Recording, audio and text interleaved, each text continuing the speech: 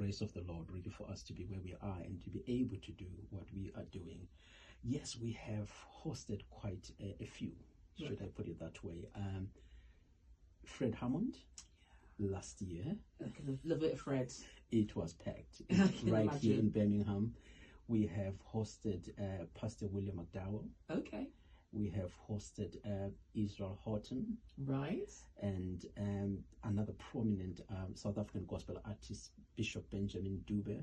Oh, yes. Is a big fan. Rebecca Malope. Right. And yeah, quite a few. And really now we've just got the big one coming, and this one is just an amazing one. We cannot wait. Okay. Yes. Can you tell us who it is now? Wow. I can't take the suspense. That's gonna be Cece Winans in June, but before her, we're having Tasha Cobbs in April. Wow. I don't know if you heard that, but there was a genuine sharp intake of breath from me then. I was like, Cece Winans? You know, you've grown up with listening to somebody, do you know what I mean? I just, even in my parents' house, so when I was a child and listening to BB and Cece. Oh, yes. I'm thinking they were married. They're not married. They're brother and sister. They're brothers and sisters, so they do it. Brilliant, yes. Fantastic. So, with these big artists coming in, when you said Fred Hammond, I'm sure all the others as well, but being packed, you know, I remember seeing them at Villa Park actually in Birmingham years ago, and it was indeed packed. Wow. And I'm wondering, because obviously these are gospel artists, I know that you come from a church as well, but how do you manage to get the balance between, say, worship, because most people listen to these artists in the, you know, their way of connecting to God and stuff, entertainment, which obviously there is some, and some might say some outreach as well. How do you manage to find the balance in those three things? Well, I think the people that we tend to invite, they are just brilliant in terms of being able to deliver those three, meaning that they're able to reach out to people that just love gospel music, and to those that just love coming out to watch a good concert. And you know, again, with most of the American artists, they will give you a good performance. And again, when it comes to worship, some of them, they are just anointed.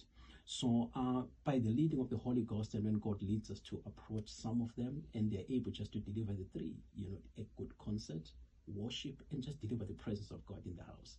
And that's what we have found happening in most of these events. Wow. Because have you ever had any pushback from that, from people who come, or maybe people who are in your church or people you know in the churches who want to have more than entertainment? The reason I ask is that I know that there's been a whole reunion tour in the States with huge artists like Fred Hammond, Kirk Franklin, you know, Mary, I think was in one. It's amazing. But then some people were like, Kirk Franklin was wearing like a tank top, you know, and dancing quite a lot, you know, doing a bit of a James Brown slide around, you know what I mean? And I'm just wondering if you've ever received comments from that, from any of these incredible artists that come to perform. I have seen comments written somewhere, right, but not directed to us. Right, you know, that's the fortunate bit with it. But like as I said, for us, it's like a ministry. And most of these artists that we have are the people coming to us and saying, please, can you bring so and so? I can say, like, for an example, with Cece Winans, we've been praying for her for the past 3 years. Right. And when we got the call late last year to say, can you make something happen? You know what? I was in the living room, I'll never forget. I was like, let's make it happen. So that's what we are finding. The